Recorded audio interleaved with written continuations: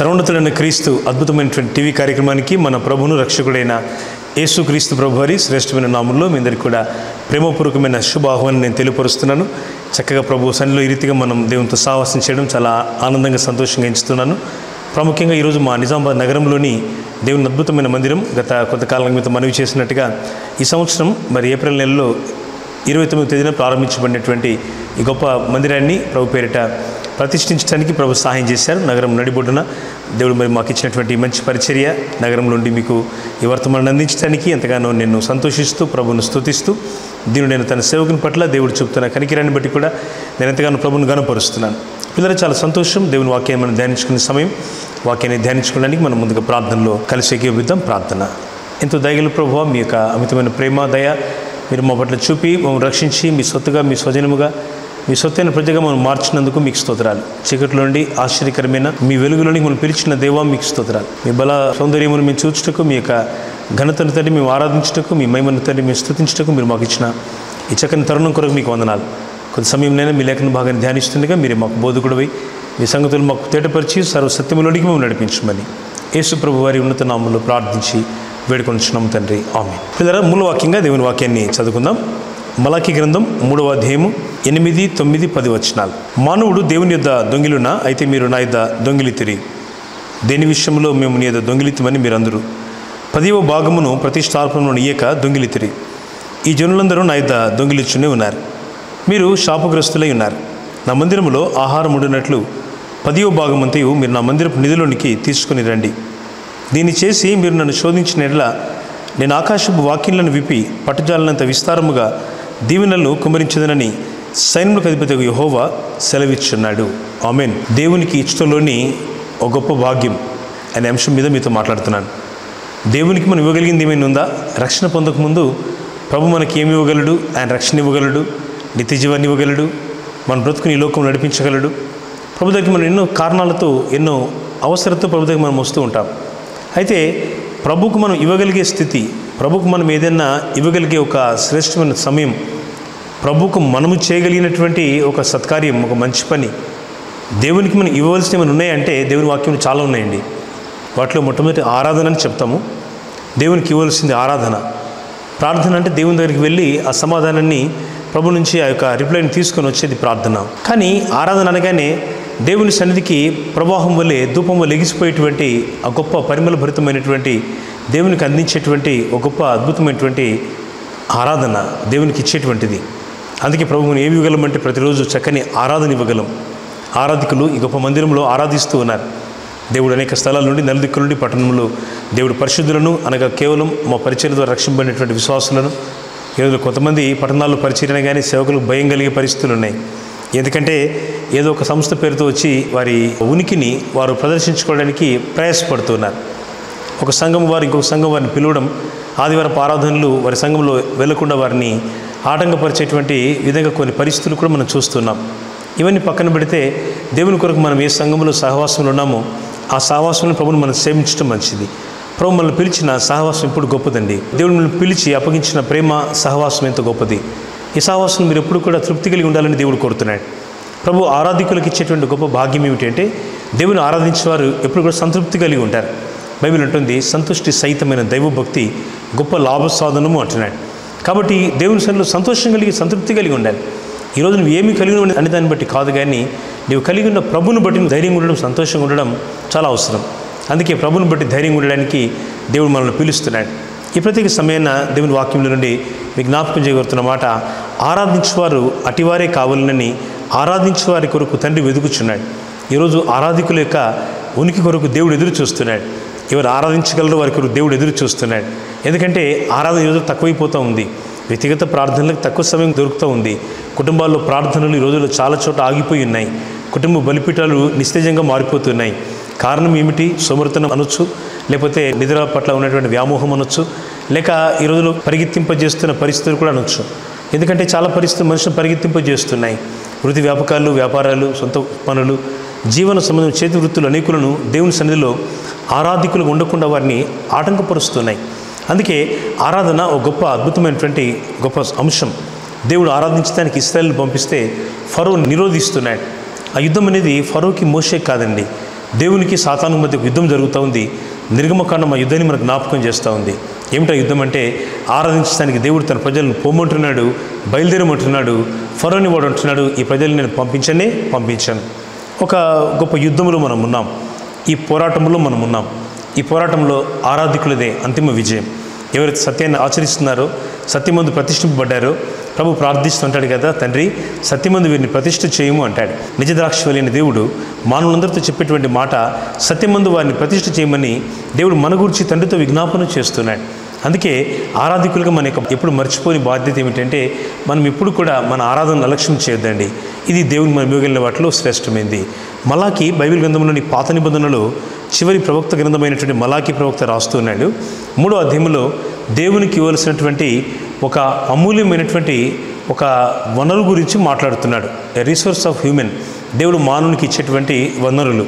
దేవుడు మనిషికి ఎన్నో ఇస్తాడు. అడగకుండానే ఆయుష్ని, ఈ దినాన్ని దేవుడు ఇచ్చాడు. ఈ టీవీ ముఖంగా, సోషల్ మీడియా ముఖంగా, ఈ విధంగా ప్రత్యక్షంగా పరోక్షంగా దైవస్థానంలో మనం కూడుకొని ఆరాధించడానికి ఈ సమయాన్ని ప్రభువు మనకిచ్చారు.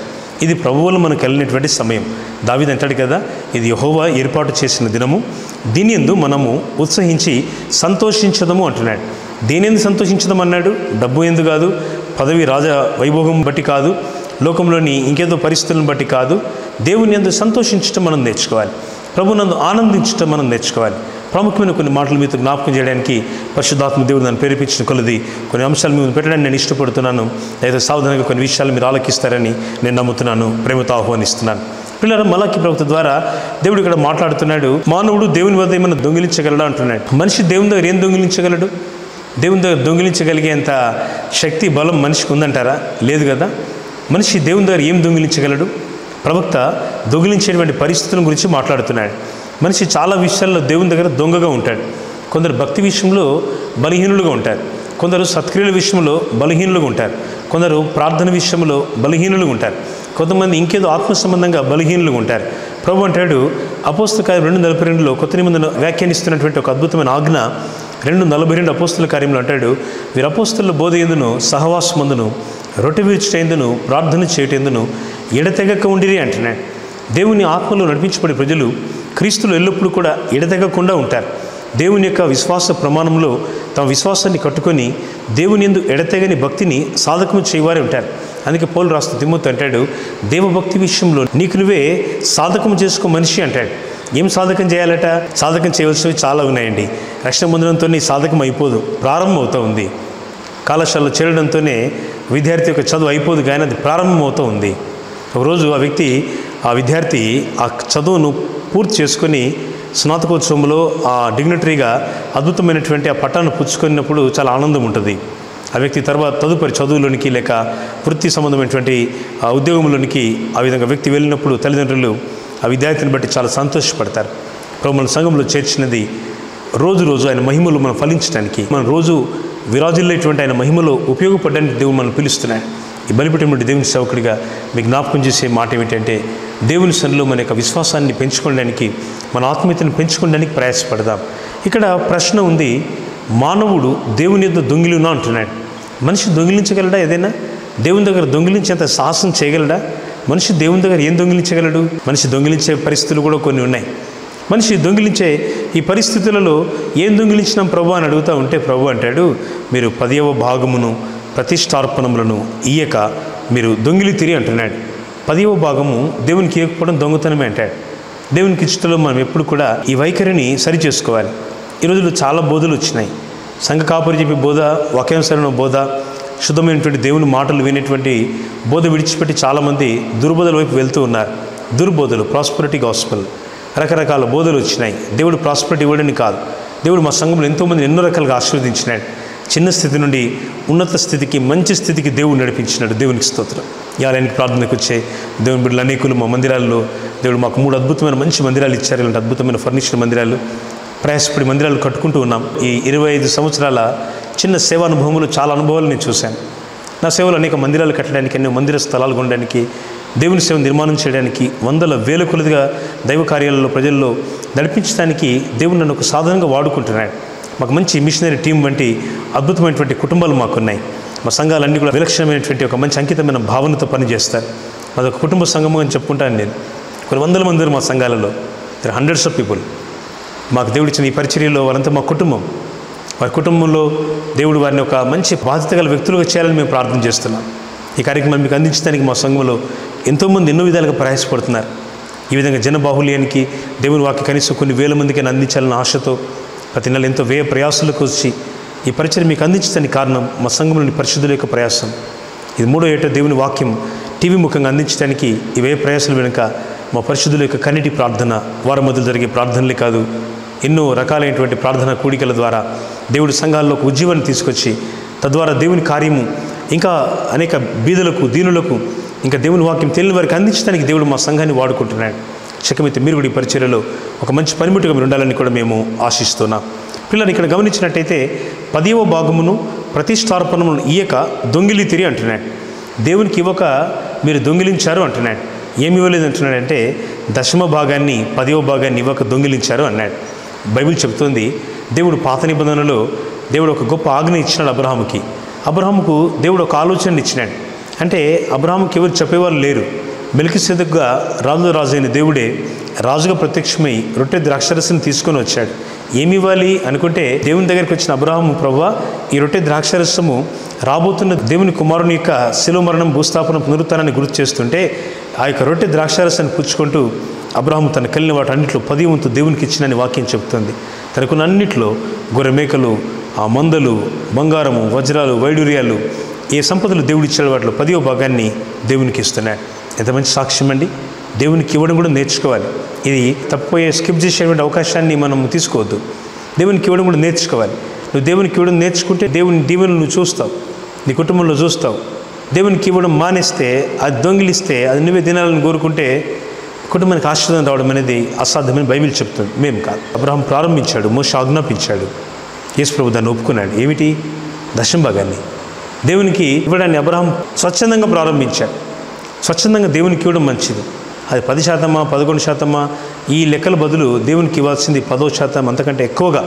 కొత్త నిబంధన సంఘం చాలా స్పష్టంగా చెప్తుంది, దేవుడు ఉత్సాహంగా ఇచ్చేవాడిని ప్రేమిస్తాడు. దేవునికి ఉత్సాహంగా ఇచ్చేవాళ్ళంటే ఎవరు? ఈ లెక్కలు పెట్టుకునే వాళ్ళు కాదు.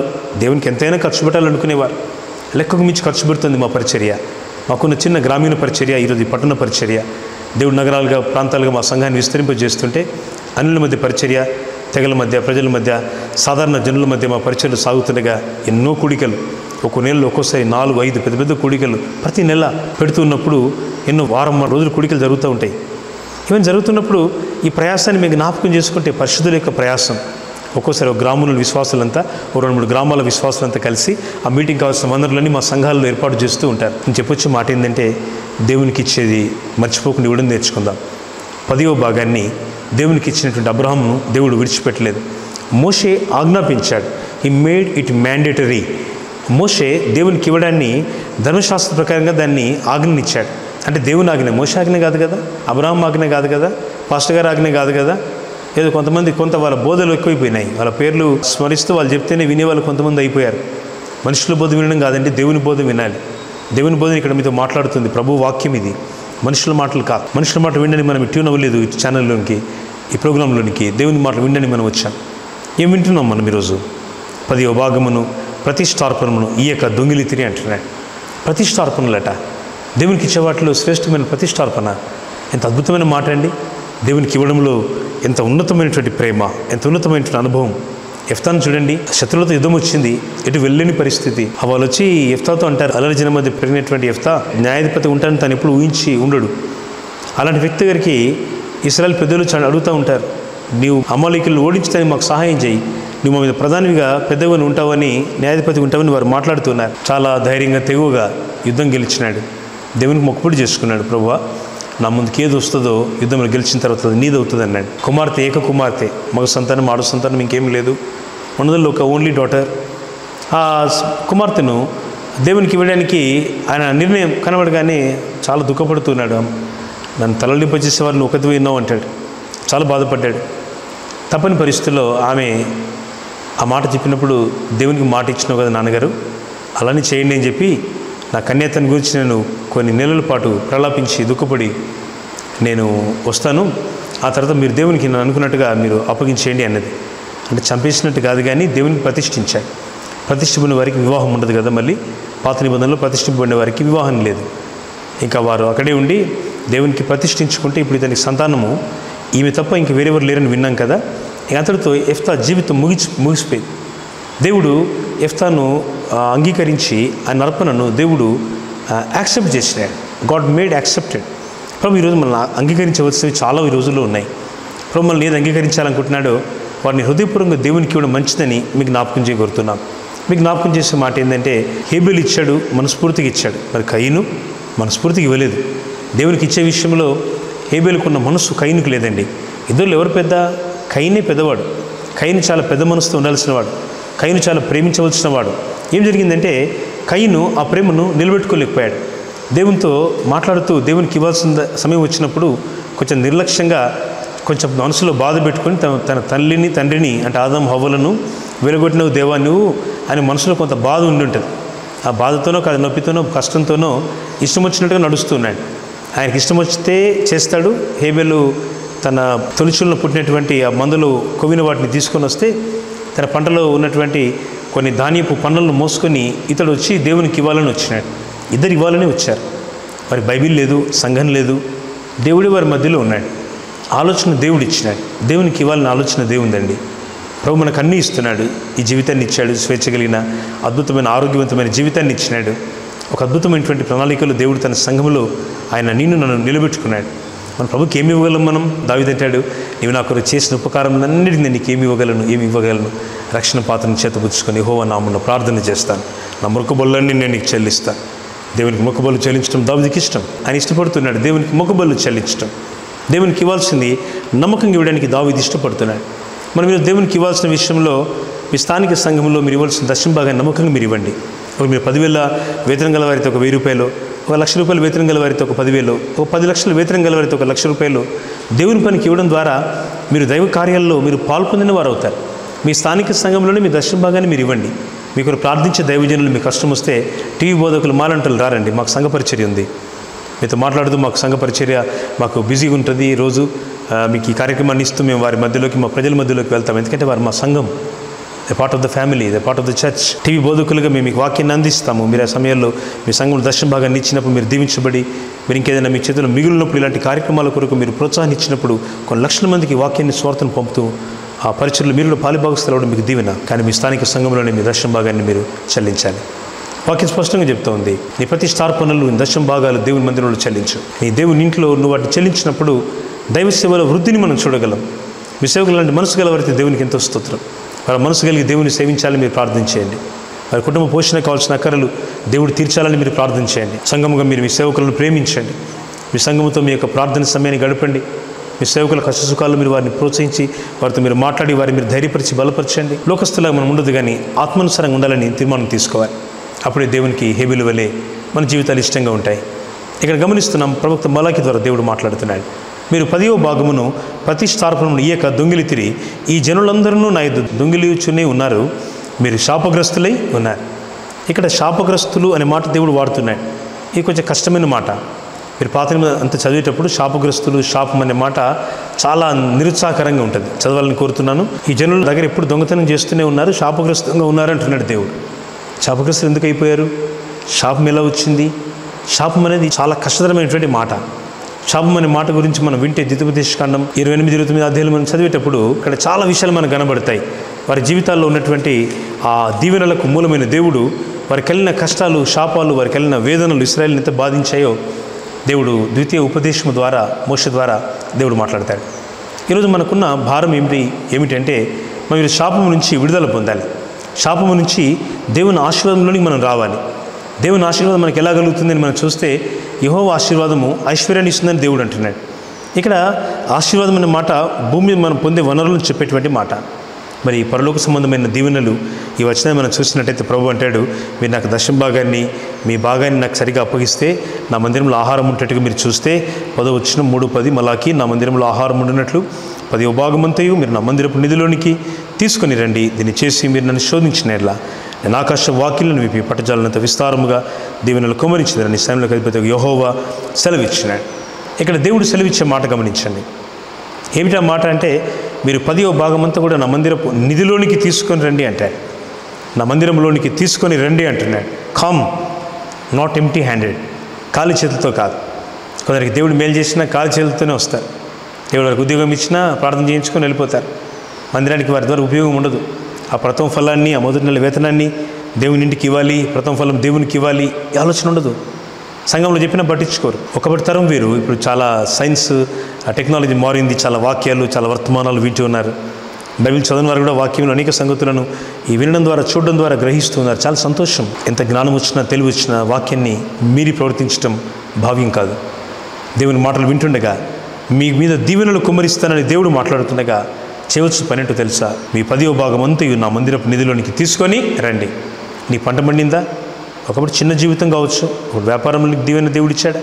నీ వృత్తిలో నెలవారీ వేతనంలో దేవుడు నీకు జీవితాన్ని, ఆరోగ్యాన్ని, సఫలతనిచ్చి దేవుడు నీకు మంచి పని ఇచ్చి నీకు కొంత నీవు ప్రతిఫలాన్ని పొందడానికి దేవుడు నీకు శాలరీ ఇచ్చినాడా? అట్లా 10వ భాగాన్ని దేవుని ఇంటికి నమ్మకంగా చెల్లించడం మర్చిపోద్దు.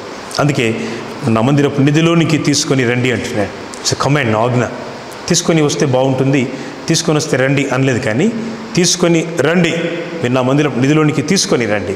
ప్రతి నెల దేవునికి ఇచ్చిన ప్రతి సమృద్ధిలో దేవుని భాగాన్ని దేవునికి ఇవ్వడం మీరు మర్చిపోకూడదు. అప్పుడు ఈ దేవుడు ఏమంటాడంటే, దీన్ని చేసి మీరు నన్ను శోధించినట్లా నేను ఆకాశపు వాకిన్లను విప్పి అంటాడు. ఆకాశానికి ఉండే వాకిన్లను తెరుస్తానని దేవుడు. హల్లెలూయా.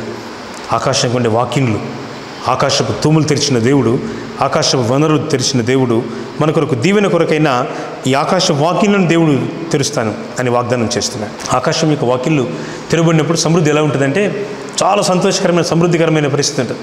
చాలా సమృద్ధి, చాలా దీవెనకరం, చాలా ఆశీర్వాదకరం, చాలా సంతోషకరంగా, చాలా మహిమకరంగా దేవుడు చాలా గొప్పమైనటువంటి వనరులతో దేవుడు దీవిస్తాడు. అందుకే దీవెన అనేది పరలోక సంబంధమైనది. అందుకే దీవెనలు నేను మీకు అనుగ్రహిస్తానని, కుమ్మరించదనని సైన్యంలోకి అధిపతి యెహోవా సెలవిచ్చినాడు. దేవుడు మనకు సెలవిచ్చే మాట, మనతో చెప్పేటువంటి మాట ఏమిటంటే, దేవుడు దీవెనలు కుమ్మరించడానికి ఎదురు చూస్తున్నాడు. నువ్వు చేయవలసిన నమ్మకంగా నువ్వు దేవునితో నడవాలి.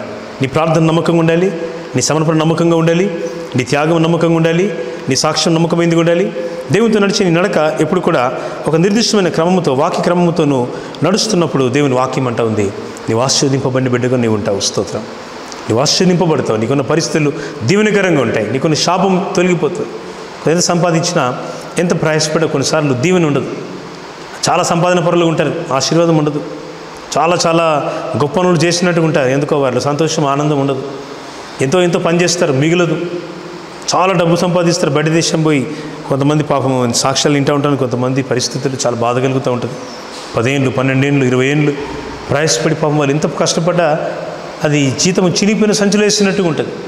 అంత మాత్రం చేత శాపం చేత నువ్వు ఉండాలని కాదు. దేవుని యొక్క మేలుకొల్పిస్తున్నాడు. జీవితాన్ని మొదటి నుంచి సరి చేసుకోవడం, బాగు చేసుకోవడం మంచిది. ఆయన బాగు చేసుకోవడానికి వాక్యాన్ని ఇచ్చాడు, సంఘాన్ని ఇచ్చాడు. మీ సంఘాన్ని ప్రేమించండి. ఈ గ్రంథాన్ని, దేవుని వాక్యాన్ని ప్రేమించండి. ఈ వాక్యం మీకు మేలు చేసేది. మీ సంఘం మీ కొరకు ప్రార్థిస్తుంది. మనంటే దైవ సేవకులం మీరు కోరినప్పుడు మీ కొరకు ప్రార్థన చేయగలం. ఆ సమయంలో దేవుని వాక్యాన్ని మీకు అందించడానికి, దేవుడు మాకు మిమ్మల్ని ఆత్మలో బలపరచడానికి దేవుడు మనం వాడుకుంటున్నాడు. అందుకే ఎంతగానో మేము ప్రభువును స్తుతిస్తున్నాం. అందుకే దేవునితో మన నడక సరైనదిగా సాగిపోవాలి. ప్రభు ఇక్కడ ఈ వచనంలో అంటాడు, ఇంకో మాట మీరు చదవాలని నేను కోరుతున్నాను. మలాకి 3:12, అప్పుడు ఆనందకరమైన దేశంలో మీరు నివసింతురు కనుక అన్ని జనులందరూ మిమ్మల్ని ధన్యులందరని సైన్యంలోకి అధిపతి యెహోవా సెలవిచ్చినాడు. అన్ని జనులందరూ మిమ్మల్ని ధన్యులు అంటారట. ఏమంటారండి? అన్ని జనులందరూ మిమ్మల్ని ధన్యులు అంటారు.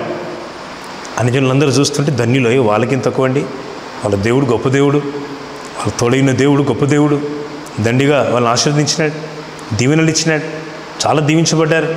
సాక్ష్యం విన్నారు, ఎంత బాగుంటుంది, ఎట్లా నమ్ముకున్నారు ప్రభువుని వారు. మిమ్మల్ని చూసి అనేకులు మిమ్మల్ని బట్టి దేవుని సన్నిధికి వస్తారు. ఇది గొప్ప ఆశీర్వాదం ప్రియులారా. మీ చేత ఎవరు మందిరానికి రావట్లేదా? మీ సంఘంలో గత 6 నెలలుగా సంవత్సరానికి 1-2 ఆత్మలు రాలేదా? చాలా పరీక్షించుకోవాల్సిన విషయాలని స్నేహితులారా. చాలా పరిస్థితులు ప్రతికూలంగా ఉన్న ఈ తరంలో, ఈ కాలంలో మన జీవితాన్ని సరి చేసుకోవడానికి, ఆనందకరమైన దేశంలో నివసిస్తారన్న దేవుని వాగ్దానాన్ని మనకు జ్ఞాపకం చేసుకోవడానికి ప్రభు ఈ పూట ఈ సందేశాన్ని మనకు జ్ఞాపకం చేస్తున్నారు. చేయవలసిన పనెల్లా దేవునితో మన నడక సరైనదిగా ఉండాలి. దేవునికి ఇవ్వాల్సిన ఆరాధన నమ్మకంగా చెల్లించాలి. ప్రభుకి ఇవ్వాల్సిన 10వ భాగాన్ని. మా సంఘంలో కుటుంబం ఉండేది. పాపం ఆయన చాలా కష్టపడి ప్రయాసపడేవాడు. ఒక దేశానికి వెళ్ళి బాగా కష్టపడ్డాడు. రమారం 20 ఏళ్ళ కంటే ఎక్కువ కాలం ఉన్నట్టుగా నాకు తెలుసు. చాలా ప్రయాసపడ్డాడు. ఆయన పెద్దగా చదువు రాదు, ఆయనకు సంతకం తప్ప అది కూడా సరిగ్గా చేయరాదు. ఆయనకు ఒక డ్రైవరు, ఆ కంపెనీ వారు ఆయనకు ఒక మంచి హోదా ఇచ్చినారు. ఆయన చాలా మంచి పదవిలో ఉన్నాడు. ఆ దేశంలో ఆయన చాలా మంచి టెక్నికల్గా పని నేర్చుకున్నాడు. చాలా సంపాదన ఉండేది. ఎప్పుడు చూసినా కొరతే, ఎప్పుడు డబ్బులు లేవనేవాడు ఆయన. చాలా పెద్ద జీతగాడు ఆ రోజుల్లో, పెద్ద సంపాదన పరుడు, చాలా పెద్ద ధనవంతుడు. ఎప్పుడు ఏముండేవి కాదు. దేవునికి ఇవ్వాల్సిన వాటిని ఎప్పుడు ఇవ్వడం మా మనిషి అభ్యాసం చేసుకోలేదు. కొంతకాలం తర్వాత ఒకరోజు ప్రార్థనకు వచ్చి ఆయన అడుగుతున్నాడు, అనే నా కోసం ప్రార్థన చేయండి అని. చేసినాం. ప్రార్థన చేయకపోతే ఏం చేస్తాం చెప్పండి? చేయాల్సిందే. ఆ మనిషి కొన్ని మాటలు చెప్పాను, హెచ్చరిక మాటలు, దేవుని మాటలు, ఉపదేశాన్ని చెప్పాను. ఆయన బాగా విన్నాడు, కానీ ఒకటి పాటించలేదు. ప్రస్తుతం ప్రభు దగ్గరికి వెళ్ళిపోయాడు, లేడు. చాలా సంపాదన పడు, అంత జీవితం కుక్కలు దింపిన విస్తారలాగా తయారైపోయింది. ప్రమాదకరమైన పరిస్థితి. శాపం వస్తే కుటుంబాలు ప్రతికూలంగా, చెడుగా, భయంకరంగా మారిపోతాయి. ప్రజలారా, ఈరోజు మనం అనుకోవచ్చు నేను గొప్పగా ఉన్నానని. ప్రభు మాట్లాడుతున్నాడు. సరి చేసుకోవడానికి ఒక మంచి తరుణం ప్రభు ఇచ్చారు. సర్వోన్నతుడైన క్రీస్తు కార్యక్రమం ద్వారా మీరు వాక్యాన్ని వినిచిండగా జీవాధిపతి అయిన దేవుడు, దీవెనలు ఇచ్చి దేవుడు నీతో మాట్లాడుతున్నాడు. నీ హృదయం ప్రభుకి, నీ ఆరాధన దేవునికి, దేవుని సన్నిధిలో నీ దశమ భాగాన్ని ప్రతి నెల మీ స్థానిక సంఘంలో క్రమంగా చెల్లించు. దేవుని ఇంట్లో ఒక బాధ్యత గల వ్యక్తిగా, బిడ్డగా నీ ఉండాలని దేవుడు ఆశపడుతున్నాడు. వాటి కొరికి భారం కలిగి పని చేయటకు నిన్ను అప్పగించుకొని ప్రయాసపడితే కృపగల దేవుడు నిన్ను ఆశీర్వదిస్తాడు.